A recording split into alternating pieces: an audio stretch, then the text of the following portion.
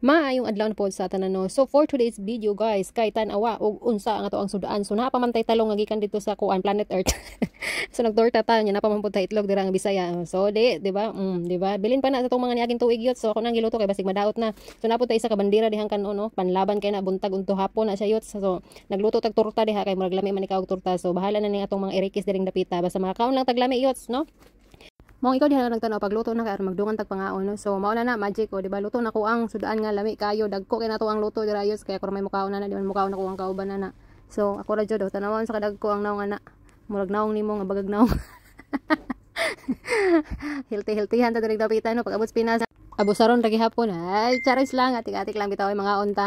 So ikaw diha nga nagtan-aw no. So humanan niya ko ang video no kay aron masulod ka sa proper nga engagement kay pa mao man ay pinakaganahan gud ni algo ang humanon ang video ay ha ka mo comment. Ug pagpahibalo dira og asa na ni nakaabot ako ang video kay para okay kayo para magrisbakan ta para man naghanta kay kinsa man day magsinuporta ay kita ra man gihapon mga small content creator. So man lang ikaw ayo kalimot diha og bakas kay para magrisbakan ta og masulod na sa proper nga engagement kay para okay kayo og mao yun ay pinakaganahan ni algo. So mao lang to no share lang nako ako ang routine na pudong adlaw no.